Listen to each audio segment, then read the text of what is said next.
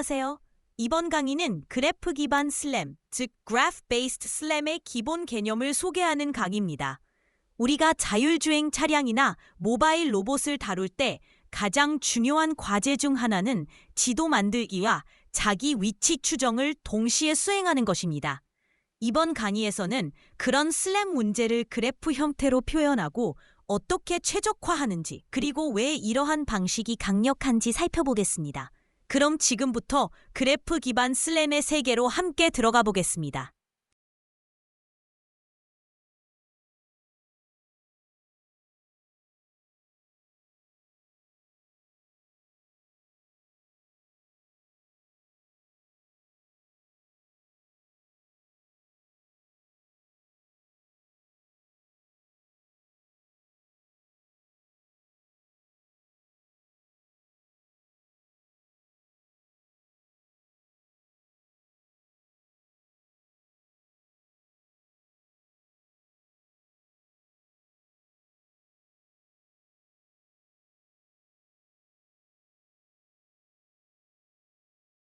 우선 여기서는 로봇이 해결해야 하는 기본적인 문제 설정, 즉 슬램의 전체 구조를 보여줍니다.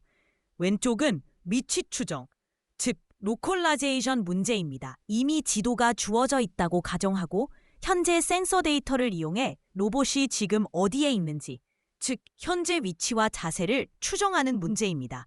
가운데는 매핑 문제입니다. 이번에는 로봇의 위치가 매 순간 주어진다고 가정하고 센서 데이터를 이용해서 점차적으로 지도를 만들어 나가는 과정입니다. 오른쪽이 우리가 실제로 풀고 싶은 핵심 문제, 바로 슬램입니다. 지도를 모르는 상태에서 시작해서 센서 데이터를 이용해 지도를 만들고 동시에 그 지도 안에서 자신의 위치도 추정해야 합니다. 즉, 로컬라이제이션과 매핑을 동시에 수행해야 하는 매우 도전적인 문제입니다. 슬램의 개념적 돌파구는 다소 놀라운 사실에서 나왔습니다. 이 문제를 하나의 추정 문제로 묶어서 표현하면 실제로는 수렴한다는 점이 밝혀졌기 때문입니다.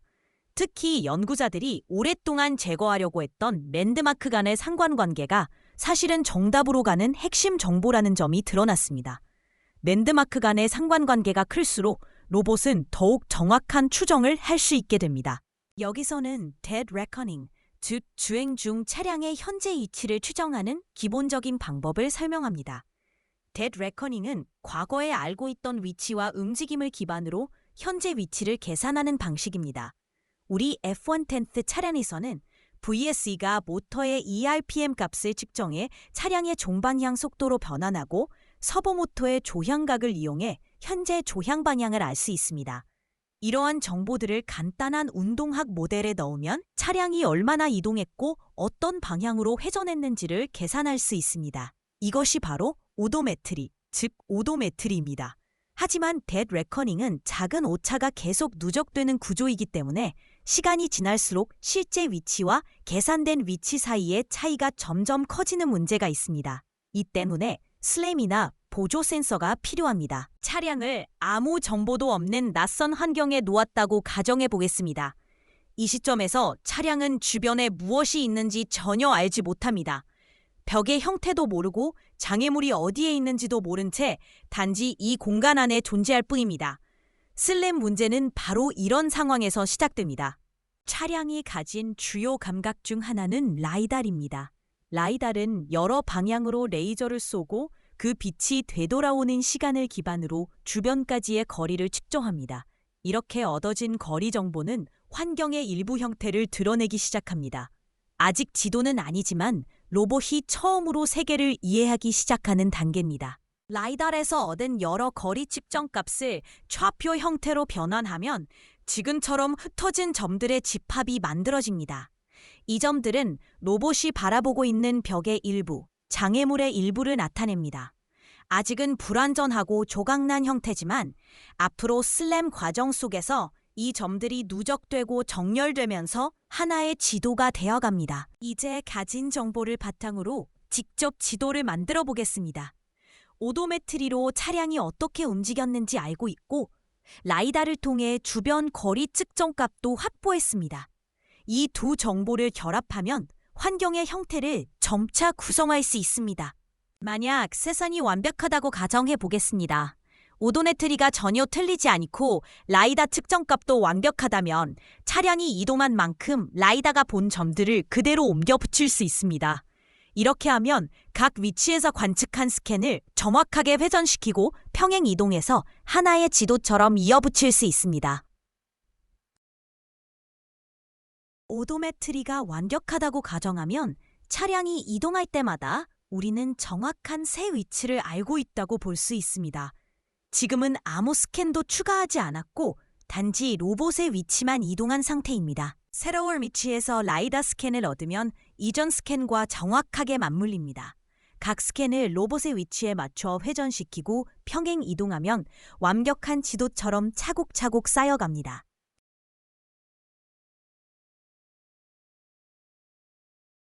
이동을 반복할 때마다 오도메트리는 정확한 궤적을 제공한다고 가정합니다. 이렇게 로봇이 공간을 돌아다니면 각 위치에 대해 스캔을 쌓을 준비가 됩니다.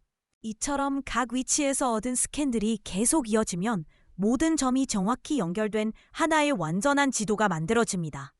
오차가 전혀 없다는 가정 아래에서는 슬램은 사실 단순한 스캔의 누적 작업이 됩니다.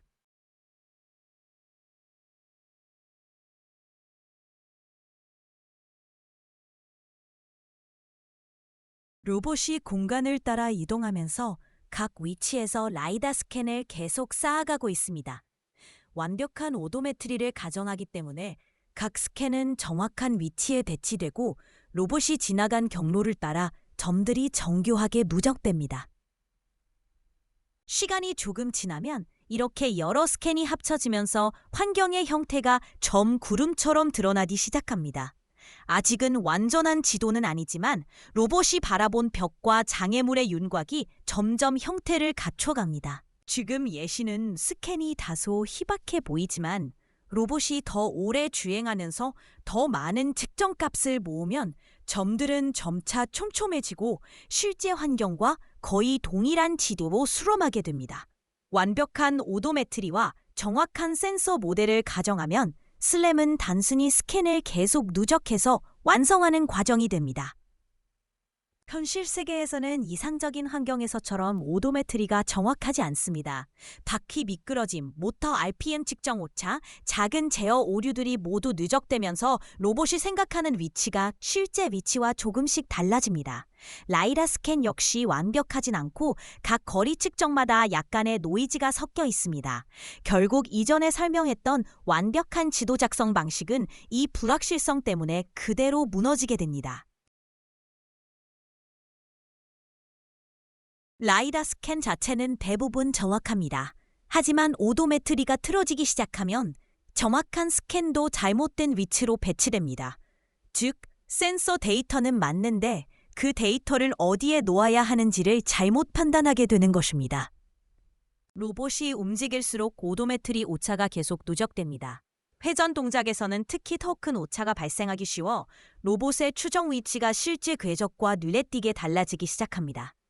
이 상태에서 계속 스캔을 누적하면 원래 구조와 맞지 않는 점들이 여기저기 흩어지게 됩니다.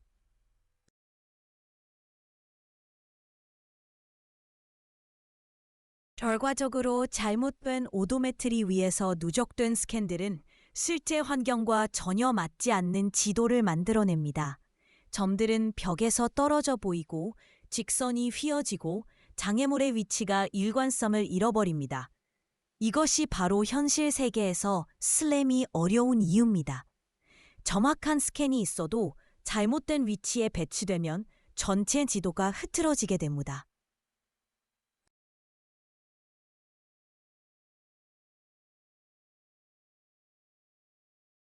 지금 보는 장면에서는 로봇이 실제 위치보다 조금 앞서 있다고 착각하고 있습니다.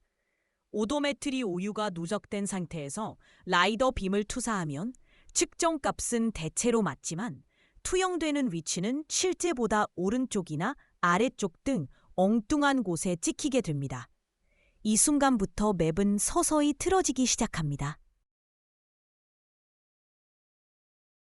로봇이 계속 움직이면 오류가 계속 누적됩니다. 라이다로 찍힌 점 하나하나는 사실 크게 잘못된 값이 아닌데 로봇이 어디에 있다고 믿는지가 틀리기 때문에 전체 맵이 점점 퍼지고 찢어집니다.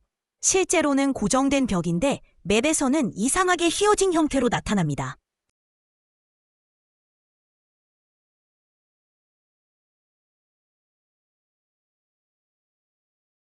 방향, 오류가 생기면 맵의 왜곡은 더욱 심해집니다. 로봇이 실제보다 약간 더 회전했다고 착각하면 라이더 점들이 부채꼴로 틀려서 찍히며 이미 존재하던 오류가 훨씬 빠르게 확대됩니다. 잘못된 자세 추정 상태에서 계속 맵을 쌓으면 새로운 점들은 더 이상 환경을 설명하지 못합니다. 우리가 기대했던 직사각형 방의 형태는 사라지고 점구름이 엉뚱한 위치에 쌓이면서 환경의 윤곽이 무너집니다.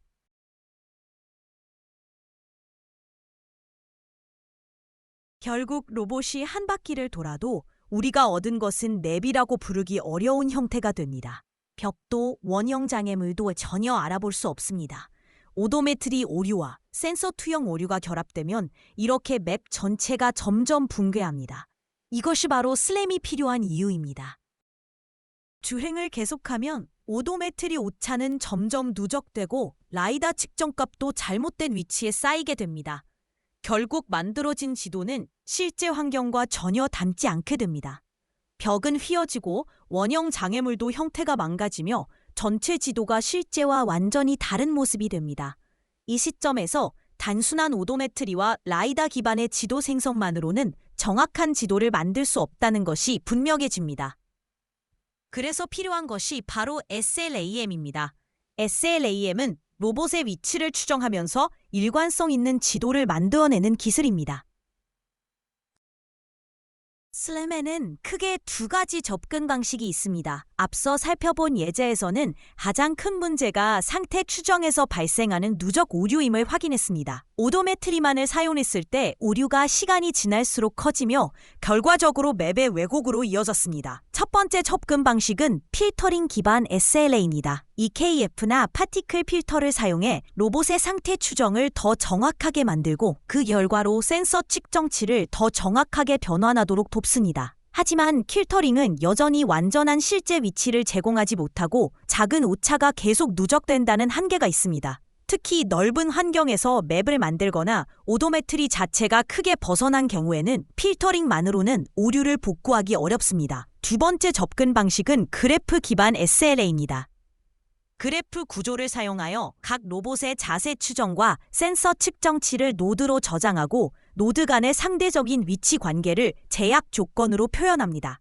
이 제약 조건과 스캔 매칭을 기반으로 전체 그래프를 한 번에 최적화하여 오류를 줄입니다. 즉, 로컬 추정의 실수를 전체 그래프가 스스로 바로잡는 방식입니다.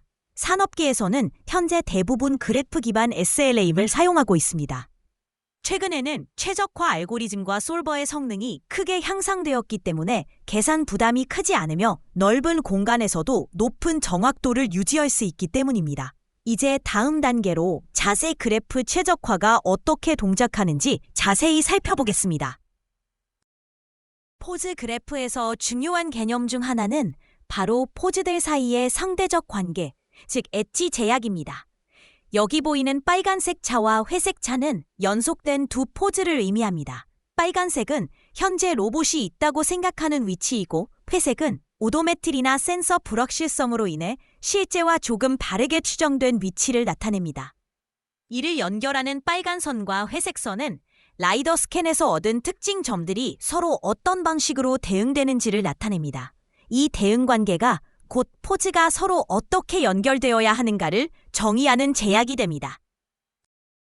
이제 이 제약을 하나의 스프링이라고 상상해 볼 수 있습니다. 스프링은 두 포즈가 서로 특정한 상대 위치와 방향을 유지하려고 잡아당기는 힘을 표현합니다. 번역과 회전 모두에 대해 스프링처럼 동작한다고 생각하면 이해가 쉬워집니다. 이 스프링의 강도는 우리가 오도메트리를 얼마나 신뢰하는지에 따라 달라집니다. 오도메트리에 대한 신뢰도가 높다면 스프링은 더 단단하게 설정되어 거의 움직이지 않으려고 합니다. 반대로 오도메트리에 대한 신뢰도가 낮다면 스프링은 부드러워지고 포즈가 더 쉽게 움직입니다. 슬라이드에서 보이듯 회색 포즈가 점점 움직일 수 있는 정도가 달라지며 스프링의 강약을 시각적으로 표현합니다. 포즈 그래프에서 사용하는 엣지 제약은 서로 연결된 두 포즈를 잡아주는 스프링과 같은 역할을 합니다. 이 스프링은 두 포즈 사이의 상대적인 위치와 방향이 얼마나 일관되어야 하는지를 나타냅니다. 이 스프링은 두 가지 성질을 가질 수 있습니다. 첫 번째는 평행이동 방향의 강도, 두 번째는 회전 방향의 강도입니다. 즉, 스프링이 얼마나 늘어나기 싫어하는가, 혹은 얼마나 쉽게 움직이는가를 트랜슬레이션과 로테이션 각각에 대해 따로 설정할 수 있습니다. 이 스프링의 강도는 어디에서 오느냐 하면 바로 오도메트리의 신뢰도입니다. 오도메트리를 매우 신뢰한다면 스프링은 단단해집니다. 두 포즈가 오도메트리가 말하는 상대 위치에서 벗어나려고 하면 강하게 잡아당깁니다. 즉, 변화를 거의 허용하지 않는 매우 스티프한 스프링이 됩니다. 반대로 오도메트리를 그다지 믿기 어렵다면 스프링은 훨씬 부드러워집니다. 두 포즈가 조금 다른 위치로 움직여도 크게 저항하지 않고 필요하다면 쉽게 늘어나서 새로운 포즈 관계를 허용합니다. 이러한 스프링의 조절 덕분에 그래프 기반 슬램은 신뢰할 수 있는 관측은 강하게 반영하고 불확실한 관측은 유연하게 처리하며 전체 포즈 그래프를 자연스럽게 최적화할 수 있습니다.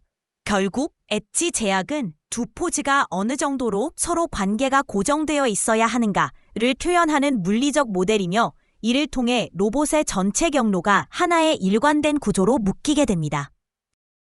포즈 그래프 전체에는 이런 스프링 같은 제약이 수없이 존재합니다. 최적화 단계에서는 모든 스프링의 장력을 동시에 최소화하는 방향으로 포즈들이 조정됩니다. 결과적으로 포즈들은 서로 가장 일관된 형태로 정렬되며 더 정확한 지도를 만들 수 있게 됩니다. 이 슬라이드에서 여러 포즈가 스프링의 힘에 의해 올바른 위치로 모여드는 모습을 볼 수 있습니다. 지금 보이는 장면이 익숙하게 느껴지시나요? 이것은 우리가 이전에 다뤘던 스캔 매칭 문제와 완전히 동일한 상황입니다. 현재 그림에서는 여러 포즈들에서 얻은 라이다 스캔이 서로 정합되지 않은 채 쌓여있는 모습을 볼 수 있습니다. 여기서 중요한 점은 이 모든 불일치가 결국 그래프 안의 엣지, 즉 장력으로 표현된다는 것입니다. 이 장력은 나중에 우리가 정의하는 제약 조건을 만족시키기 위해 포즈들을 어떻게 이동시킬지를 결정하게 됩니다. 이제 실제 예시를 다시 실행해 보겠습니다. 이번에는 주행을 진행하면서 동시에 포즈 그래프를 함께 만들어 보겠습니다. 이번에는 같은 실험을 반복하되 이번 실험에서는 포즈 그래프를 함께 만들어 나간다는 점이 달라집니다. 포즈 그래프는 쉽게 말해 로봇이 지나간 모든 포즈를 노드로 기록하고 각 포즈들 사이를 오도메트리로 계산한 상대 이동으로 연결하는 그래프 구조입니다. 그림을 보면 로봇이 왼쪽 방향으로 조금 이동할 때마다 새로운 차량 아이콘 하나가 추가되고 이 아이콘 각각이 그래프의 노드라는 거죠. 가됩니다. 그리고 이전 포즈와 현재 포즈 사이에는 오도메트리로 계산한 상대 이동이 엣지로 연결됩니다.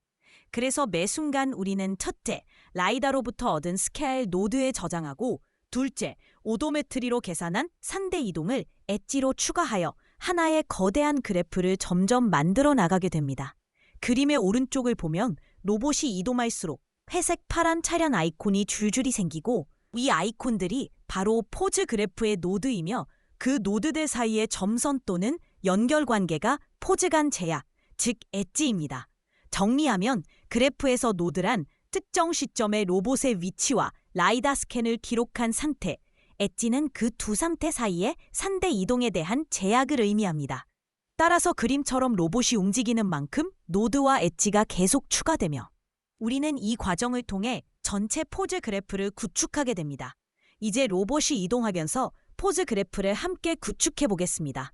로봇이 조금씩 이동할 때마다 현재 위치를 새로운 노드로 추가하고 이전 위치와의 상대 이동은 엣지로 기록합니다. 왼쪽 그림의 빨간 선은 각 노드에서 기록한 라이다 스캔입니다. 오른쪽에는 여러 개의 차량 아이콘이 보이는데 이것은 로봇이 추정한 포즈들을 나타냅니다. 그런데 실제 위치, 그라운드 트루스와 이 추정값들이 점점 어긋나기 시작하죠. 이 오차는 보존하지 않으면 계속 누적됩니다. 로봇이 계속 움직이고 노드가 추가되면서 오도메트리 기반 추정 오차가 누적됩니다. 로봇 중 자신이 직선으로 가고 있다고 생각하지만 실제로는 점점 빗나가고 있습니다. 이런 현상을 포즈 드리프트라고 부릅니다. 그림 속 빨간 라이다선이 실제 벽과 점점 어긋나는 것을 볼 수 있습니다. 따라서 오도메트리만으로는 정확한 위치 추정이 어렵습니다. 하지만 문제는 스캔을 찍은 포즈 자체가 틀려 있기 때문에 맞는 스캔이 잘못된 좌표에 쌓이기 시작한다는 점입니다. 그래서 지금 보이는 맵은 센서가 틀린 것이 아니라 포즈가 틀린 상태에서 올바른 센서 데이터를 그려버린 결과입니다. 결국 맵이 점점 일그러진 형태로 나타나기 시작합니다. 계속 진행하면 이런 식으로 맵이 점점 더 망가지는 모습을 볼 수 있습니다. 라이다 스캔은 올바른 환경을 계속 관찰하지만 잘못된 오도메트리 때문에 지도는 틀어지고 왜곡되기 시작합니다. 오도메트리 드리프트가 더 커질수록 스캔과 실제 환경 사이의 불일치는 더욱 커집니다. 포즈들은 실제 경로에서 크게 벗어나고 스캔들은 엉뚱한 위치에 계속 쌓입니다.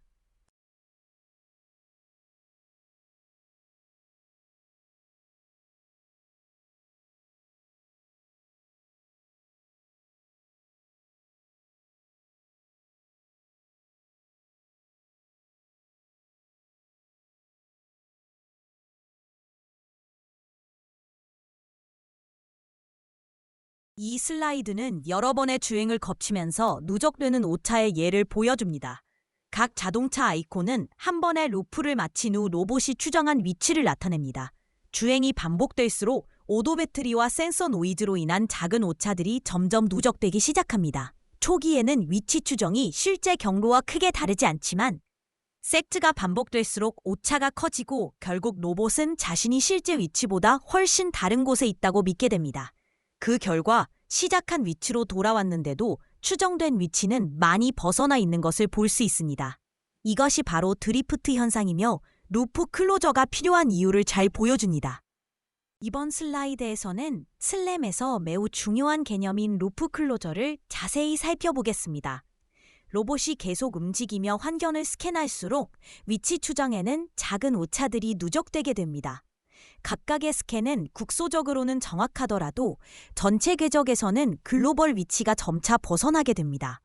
이때 루프 클로저는 로봇이 예전에 방문했던 장소를 다시 인식하는 과정입니다. 이 인식은 새로운 제약 조건을 추가할 수 있게 해주고 이를 통해 현재의 위치 추정이 실제 위치로 되돌려지며 누적된 오차를 줄이는 데 큰 도움이 됩니다.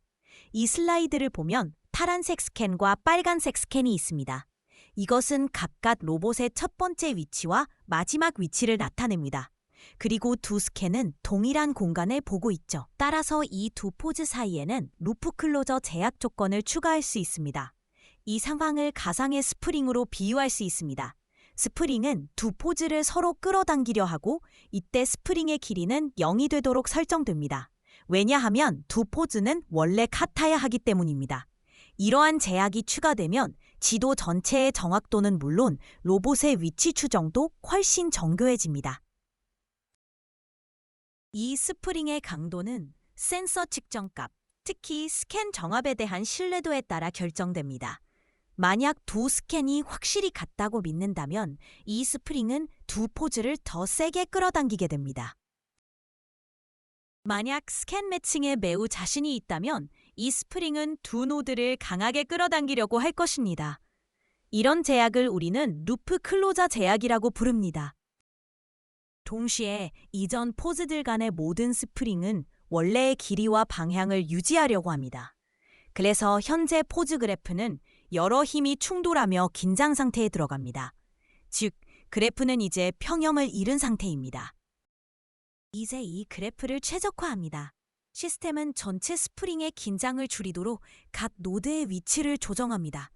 결국 그래프는 다시 새로운 평형 상태에 도달하게 됩니다.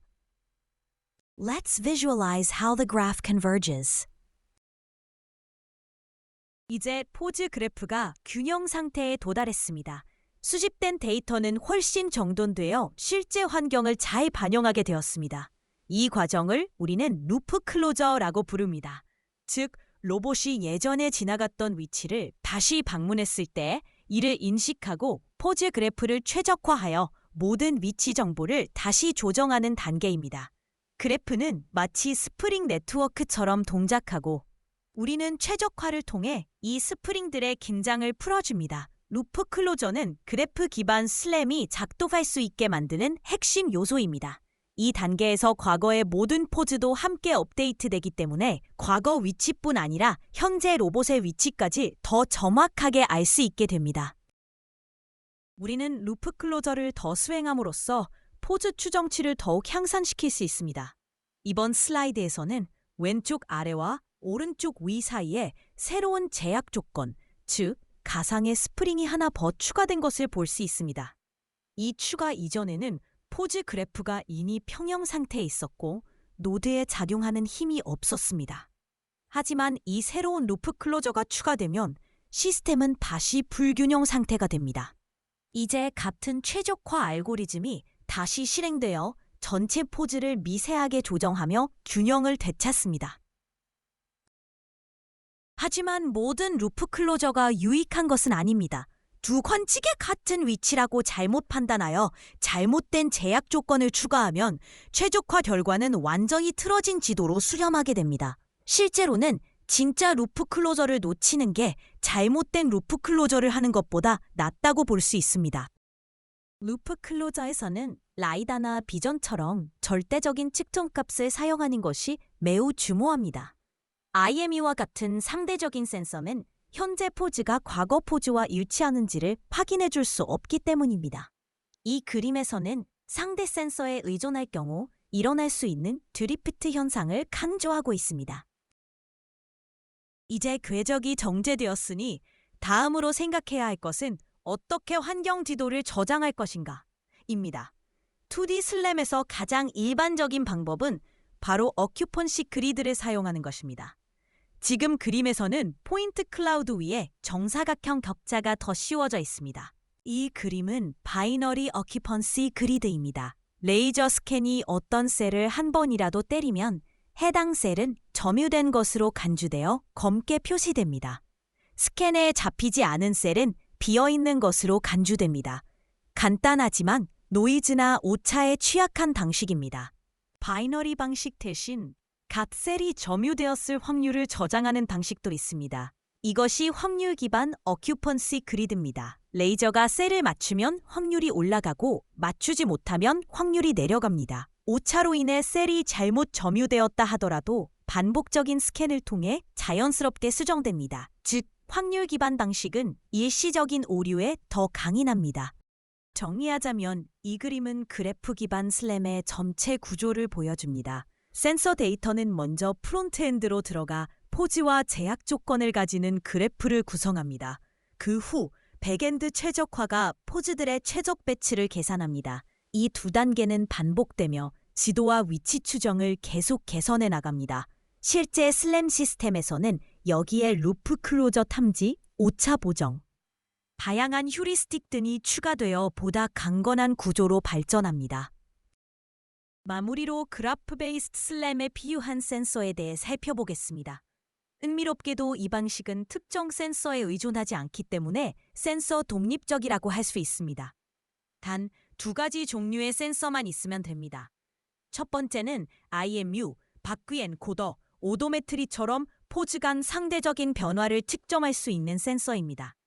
이 센서는 노드 간의 제약 조건을 만드는 데 사용됩니다. 두 번째는 라이더나 카메라처럼 환경에 대한 절대적인 관측을 제공하는 센서입니다. 이 센서는 루프 클로저를 감지할 때 사용됩니다. Graph-based SLAM은 센서뿐 아니라 스캔 매칭 방법에도 구애받지 않습니다. 즉, 어떤 방식으로 스캔을 정렬하든 모두 사용 가능합니다. 예를 들어 ICP, 스캔 간 정렬, 스캔 맵 정렬, 맵 넷 정렬, 피처 기반 정렬, 이상치 제거용 란삭, 번들 어드저스트먼트 등 다양한 방법이 있습니다.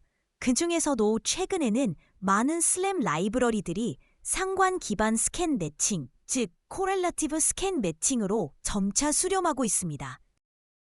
먼저 상관 스캔 정합, 즉 코렐레티브 스캔 매칭이라는 개념부터 소개하겠습니다. 기존의 스캔 정합 방식인 ICP, 즉 이터레이티브 클로스트 포인트는 두 스캔 사이의 점 대응 관계를 직접 계산한 후 그 거리 차이를 최소화하는 방식입니다. 하지만 이 방법은 초비 추정이 나쁘면 지역 최소값에 빠지기 쉽고 전체 맵에서 정합을 찾기 어렵다는 단점이 있습니다. 이를 보완한 방식인 PLICP, 즉 포인트 라인 ICP는 점과 선분 사이의 거리를 최소화하여 조금 더 안정적인 정합을 시도합니다. 그러나 이 역시 점 대응 계산에 의존하며 초기 추정이 틀릴 경우 여전히 실패할 수 있습니다. 코렐레티브 스캔 매칭은 전혀 다른 방식으로 접근합니다.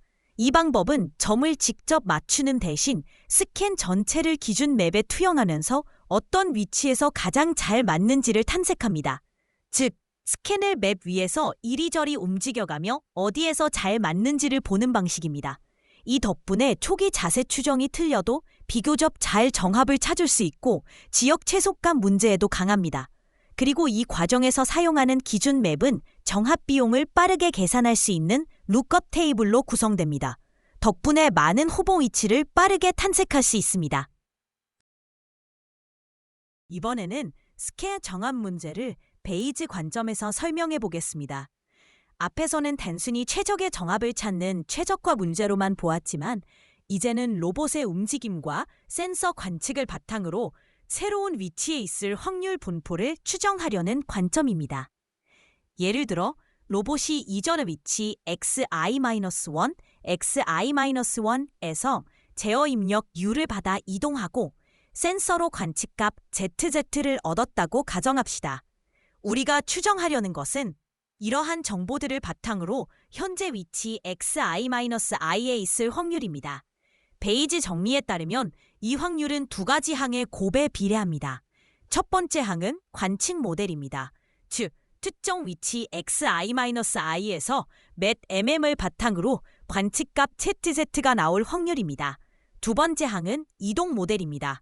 즉, 이전 위치 xi-1, xi-1에서 제어 입력 u로 현재 위치 xi에 도달할 확률입니다. 이 수식을 문장으로 표현하면 다음과 같습니다. 이전 위치, 제어 입력, 맵, 센서 데이터를 알 때 현재 위치에 있을 확률은 현재 위치에서 해당 센서 관측이 나올 확률 곱하기 이전 위치에서 현재 위치로 이동할 확률에 비례한다는 것입니다. 보통 이동 모델은 오도메트리를 기반으로 한 가우시안 분포로 쉽게 근사할 수 있습니다. 따라서 진짜 어려운 부분은 센서 관측과 맵이 얼마나 잘 맞는지를 수치로 평가하는 것, 즉 관측 모델을 잘 구성하는 것입니다. 이것이 스캔 정합의 핵심 과제가 됩니다. 스캔 정합에서 관측 모델을 단순화하기 위해 중요한 가정을 하나 둡니다. 바로 각 라이다 스캔 포인트는 서로 독립적으로 관측된다는 것입니다. 이 가정을 통해 전체 관측 확률을 각 점의 개별 확률의 곱으로 표현할 수 있습니다. 즉, 특정 위치 X에서의 관측 Z의 확률은 각 스캔점 Z저의 확률을 곱한 형태로 나타낼 수 있습니다. 이 말은 스캔 전체를 모델링하는 대신 각 빔을 독립적으로 처리하겠다는 뜻입니다. 2차원 라이다에서는 각 빔이 지도에 어떤 점과 부딪히는지가 확률에 영향을 줍니다. 이를 정확히 계산하려면 레이말치우 기법을 사용해야 하지만 계산 비용이 매우 큽니다. 그래서 보통 GPU에서 미리 계산해둔 룩업 테이블을 사용합니다. 이것이 콜라티브 스캔 매칭의 핵심입니다. 즉, 2차원 지도상의 각 위치에 대해 라이다 관측의 로그 확률을 저장해 놓은 테이블을 사용하는 것입니다. 이제 코렐레티브 스캔 매칭이 실제로 어떻게 작동하는지 자세히 알아보겠습니다. 우선 코스트맵, 즉 비용 지도를 생성합니다. 이 지도는 각 위치와 자세에서 스캔 정합이 얼마나 잘 맞는지를 점수로 표현한 것입니다. 그리고 센서의 불확실성을 반영하기 위해 라이다 포인트들을 블러링 커널, 즉 블러 커널로 퍼뜨려서 맵에 그립니다. 이 과정은 레이저의 오차를 반영한 확률적 표현입니다. 그 다음 후보 자세들을 생성합니다. 보통은 오도메트리 기반의 프라이어를 중심으로 후보를 만듭니다.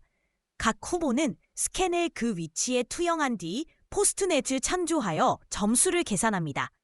마지막으로 가장 좋은 후보의 공분산, 즉 얼마나 확신이 있는지를 추정할 수도 있습니다. 이 정보는 슬램 후단이나 다른 스캔과 결합할 때 중요하게 사용됩니다. 왼쪽 그림은 코스트맵의 예시로 밝게 빛나는 지점이 정압이 잘 맞는 위치를 나타냅니다. 이 그림은 올선의 2009년 ICRA 논문에서 가져온 것입니다. 이 슬라이드는 코렐러티브 스캔 매칭에서 어떻게 최적의 위치 정압을 찾는지를 보여줍니다. 우리가 구하고자 하는 것은 최적의 변환, 즉 T-스타입니다. 이를 위해 가능한 여러 위치와 회전 조합, 즉 다양한 변환 T를 시도합니다. 각 변환 T에 대해 모든 스캔 포인트 변환한 후 해당 점이 지도에 얼마나 잘 맞는지를 점수로 계산합니다. 이 점수는 L 함수로 나타내며 지도에서 미리 계산된 확률을 기반으로 합니다. 모든 점에 대해 이 점수를 더한 뒤 총점이 가장 높은 변환 T를 선택합니다. 이것이 수식에서 말하는 바입니다. 즉, 여러 위치 후보를 다 시험해보고 그중 가장 그럴듯한 위치를 선택하는 방식입니다. 계산량을 줄이기 위해 다중 해상도 탐색을 사용할 수 있습니다. 이는 해상도를 점차 높여가며 빠르게 좋은 후보를 찾아다는 방법입니다. 이제 마지막으로 포즈 그래프 최적화에 대해 정리해 보겠습니다. 이 과정의 목적은 여러 개의 포즈 노드들을 최적으로 배치하는 것입니다.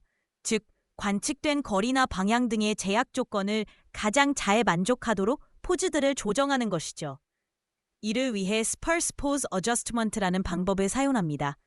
비유적으로 보면 각 제약 조건이 스프링처럼 작용해서 두 노드를 특정 거리로 당기고 밀게 됩니다.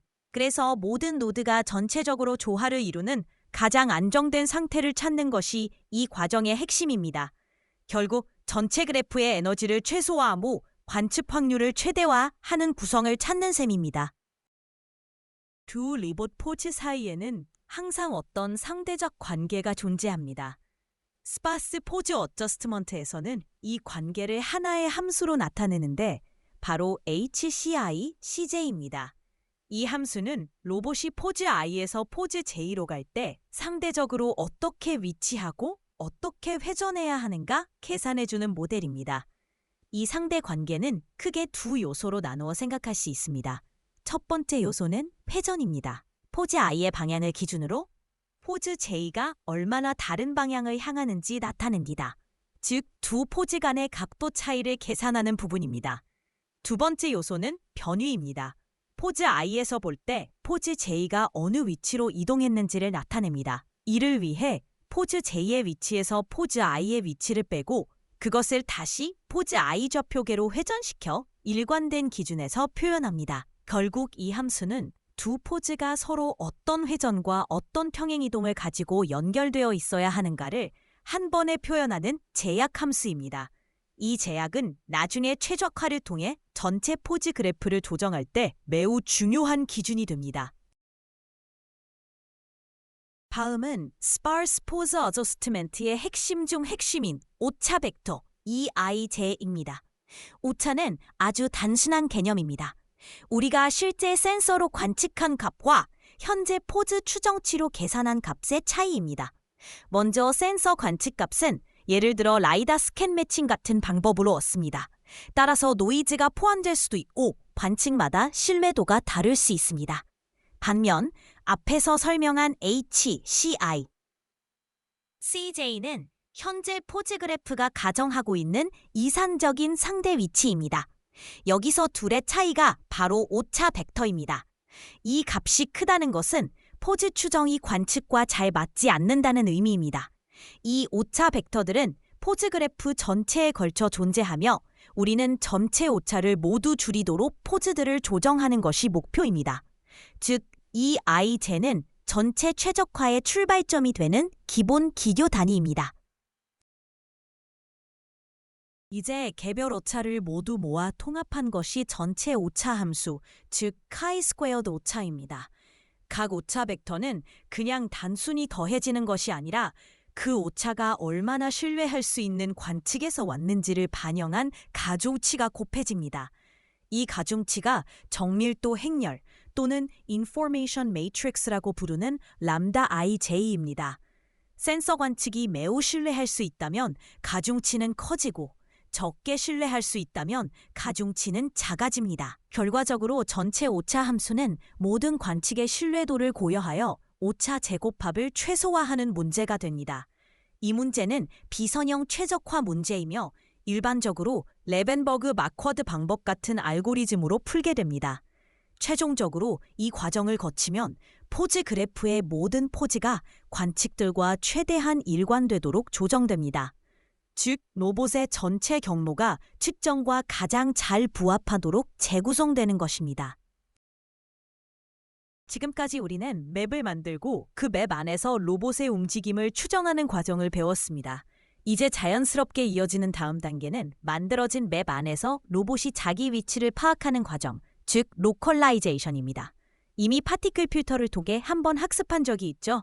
그래서 앞으로는 매핑과 로컬라이제이션 능력을 기반으로 로봇이 어떻게 경로를 계획하고 이동할 수 있는지, 즉 모션 플래닝을 다루게 됩니다. 로봇이 주변 환경을 이해하고 그 안에서 자신의 위치를 알고 그 다음에 어디로 갈지까지 결정할 수 있게 하는 흐름이 이제 완성되는 것입니다. 또한 오늘 실습에서는 실제 차량에서 슬램 툴복스를 실행하는 방법도 함께 다루게 됩니다. 이를 통해 지금까지 배운 슬램의 개념을 실제 플랫폼에서 직접 적용해 볼 수 있습니다.